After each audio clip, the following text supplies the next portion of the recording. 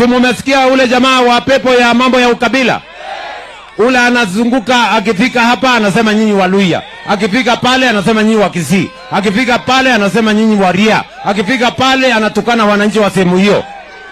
Tunamwambia huyo mtu wa pepo chafu ya mambo ya ukabila na chuki hana chake katika taifa letu la Kenya. You will lead nowhere. You will lead nobody. You will need nothing. Ama tunasemaje? Hautaongoza mahali popote. Hautaongoza mtu yeyote. Na hautaongoza kitu chochote. Sijui kama tunaelewana my friends. Kwa sababu hii Kenya ni ya Wakenya wote. Wacheni kutuletea ujinga ya ukabila. Wacheni kutuletea ukumbafu ya chuki. We are a united people. We are one nation. We have a common destiny as the people of the Republic of Kenya. Ama mnasemaje watu wa Vihiga? Mimi niwaulize watu wa Vihiga. Si watu wa Vihiga hapa wanaishi sehemu zote za Kenya? Si mnaishi Nairobi? Si mnaishi Rift Valley? Si mnaishi sehemu zingine? Mnataka mtu atuuzie ukabila hati wananchi wapiganishwe? Huyo mtu ni kumbafu sana. Na nitamunyorosha. Kwanza amenijaribu, atajua hajui.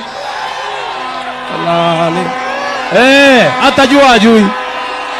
Vihiga hoye. Vihiga hoye. Nyinyi mnataka mtu atuletee ukabila Kenya hii?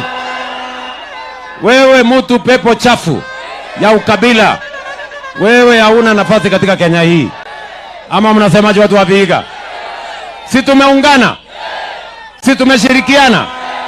Watu wa kutoka Coast, watu wa Northeastern, watu wa Central Kenya, watu wa Rift Valley, Western hii, Nyanza, Eastern.